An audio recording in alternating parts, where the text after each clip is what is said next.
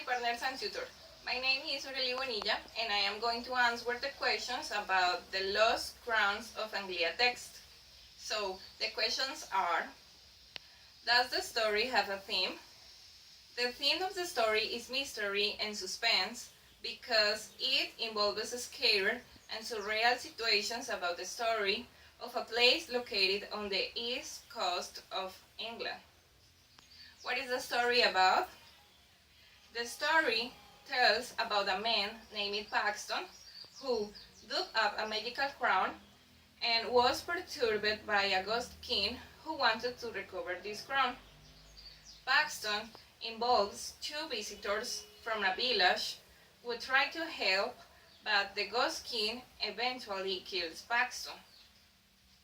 What is the central idea of the text?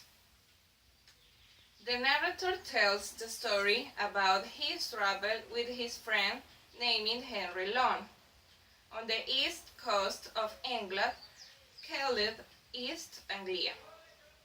One evening, when they were sitting in the hotel lounge, a man named Paxton said that he wanted to speak to somebody about something strange has happened. Paxton said that he went to another village called Preston, close to Anglia.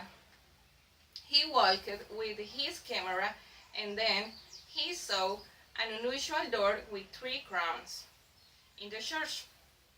Then the priest of the church told the story about the crowns. Many years ago, Anglia was a kingdom. The last king of Anglia died over 1,000 years ago. When he died, the 3 crowns disappeared, and the people believed that the crowns were magicals. But the first crown was secretly sold.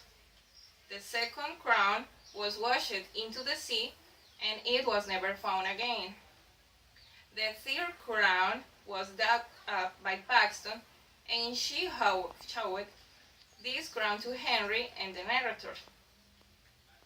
Paxton said when he was digging, he was feeling that someone was watching him. Paxton said to the narrator and his friend Henry that he wanted to bury the crown again because he wanted that the ghost leave him in peace. So the narrator and Henry said that they wanted to help. The next day, Henry arrived in the narrator's room and waited a long time. Then called the porter, and the porter said Paxton left the hotel with a mysterious man. The narrator and Henry ran quickly, but we couldn't see Paxton.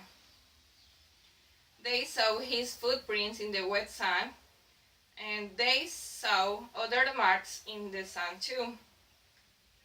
The marks were strange, like a bones.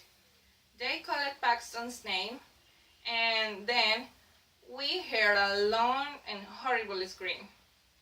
We both knew that Paxton was dead. A few yards away, we found Paxton's body, and his neck was broken.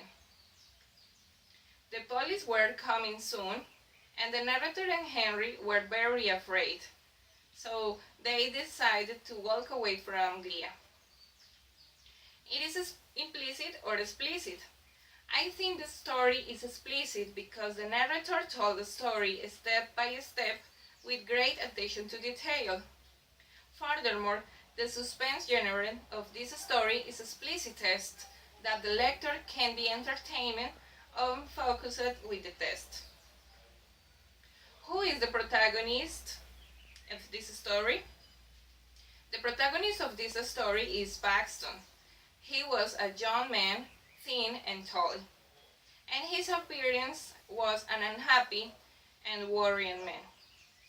Possible his occupation was a tourist or photographer of a middle class, and he never told about his family.